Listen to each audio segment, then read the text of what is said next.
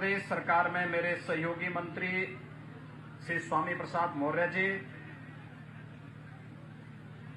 आज के इस कार्यक्रम में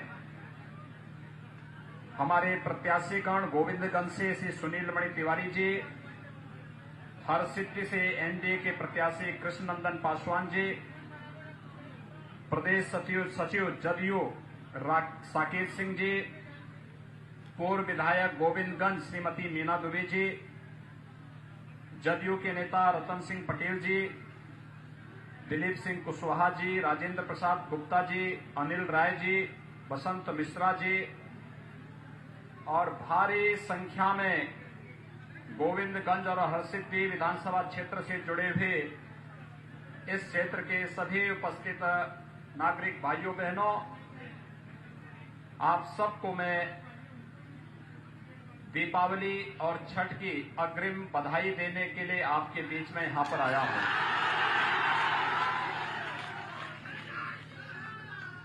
भाइयों बहनों, मैं लोकसभा चुनाव में भी आपके साथ पास आया था और तब भी मैंने आपसे कहा था कि यद्यपि राधा मोहन सिंह जी को आप लोगों ने 6 बार देश की सर्वोच्च सदन में भेजने का काम किया है और एक सामान्य कार्यकर्ता से लेकर के भारत सरकार के मंत्री के रूप में उन्होंने जीवन की शुचिता, पारदर्शिता और जनता के बीच में रह करके सेवा का आदर्श कैसे प्रस्तुत किया जा सकता है, जाति मत मजहब की राजनीति से ऊपर उठ करके गांव के लिए, किसान के लिए, नौजवान के लिए विकास के कार्यों के माध्यम से उनकी पहचान दिलाने के लिए क्या कार्य किया जा सकता है, सचमुच उसके एक आदर्श प्रतिमूर्ति के रूप में आपके लोकप्रिय सांसद माननीय राधा मोहन सिंह जी हैं। मैं उनका हृदय से अभिनंदन करता हूं, उनका स्वागत करता हूं। भाइयों बहनों, आदरणीय प्रधानमंत्री मोदी जी के नेतृत्व में भारत सरकार के कृषि और किसान कल्याण मंत्री के रूप में जो उल्लेखनीय कार्य उन्होंने किया, वास्तव में आजादी के बाद का वह सबसे उल्लेखनीय अवसर रहा है किसानों के जीवन का। और किसान को 2000 रुपये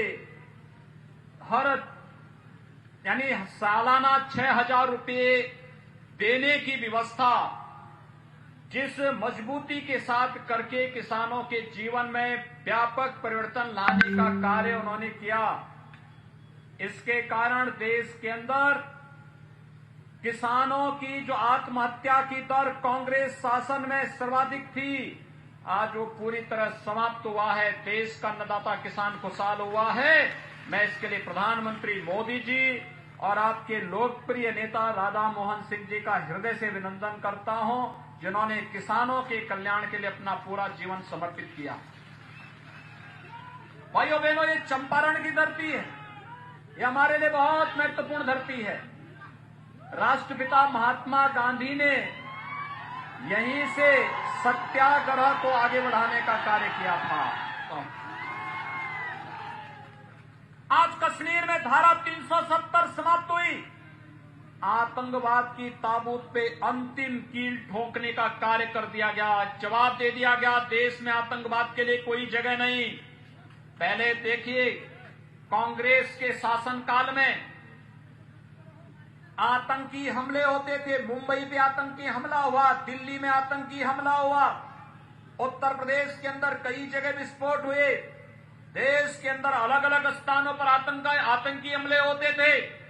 और जब जनता मांग करती थी कि आतंकवादियों को पाकिस्तान प्रश्रय दे रहा है, इसका जवाब दिया जाना चाहिए, तो कांग्रेस नेतृत्व की यूपीए की सरकार कहती थी कि नहीं नहीं, पाकिस्तान के खिलाफ बोलेंगे नहीं, क्योंकि कहीं वो एटम बम का दुरुपयोग न कर ले। भाइयों बहनों, आज पाकिस्तान कहीं भी कोई हरकत करता है तो भारत के बहादुर जवान पाकिस्तान के अंदर घुस करके सर्जिकल स्ट्राइक के माध्यम से पाकिस्तान की कमर तोड़ने का काम करते हैं और पाकिस्तान के प्रधानमंत्री इमरान खान दुनिया के अंदर घूम घूम करके चांद की भीख मांगते हुए फिरते हैं कि बचा लो, भारत आज हम पे हमला करने वाला है। ये है नया भारत, ये है मोदी जी का भारत, ये है न्यू इंडिया, जहां पर भारत के 135 करोड़ लोगों की सुरक्षा और उनके सम्मान के साथ कोई समझौता नहीं होगा। बिहार के नौजवानों के सामने पहचान का संकट खड़ा कर दिया गया था। जाति के नाम पर, वंशवाद की राजनीति के नाम पर बिहार के नौजवानों के साथ उनकी ऊर्जा और उनकी प्रतिभा को जिस प्रकार से रौंदने का कार्य हुआ था, ये तो स्वप्न में भी फिर से इस प्रकार की दुष्प्रवृत्ति को पनपने देने की आवश्यकता नहीं। ये जो अपराधी माफिया सत्ता में हावी होने का कार्य करते हैं, इनको आगे बढ़ने की इजाजत कतई मत दीजिए, कतई मत दीजिए। याद करिए, जब नीतीश कुमार जी का शासन आया, 3 माफिया और अपराधियों के खिलाफ कार्रवाई हुई, बहुत सारे लोग जेल के अंदर सड़ रहे हैं। जो बाकी बचे हुए हैं, ये लोग इंतजार कर रहे होंगे, इनकी भी पारी आएगी, ये लोग भी अंदर जाने का कार्य इनका भी होगा। और उत्तर प्रदेश में तो हम लोगों ने उनकी छाती पे बुलडोजर चलाना शुरू कर दिया। आप समझ सकते हैं क्या अयोध्या में भगवान राम के भव्य मंदिर के निर्माण के बारे में कभी कोई सोचता था? लेकिन वह संभव करके दिखा दिया ना। और मैं सही बता रहा हूं, अगर कोरोना और लॉकडाउन नहीं होता तो भाइयों बहनों, बिहार के हर गांव से हम प्रतिनिधित्व करवाते वहां पर अयोध्या में जरूर करवाते।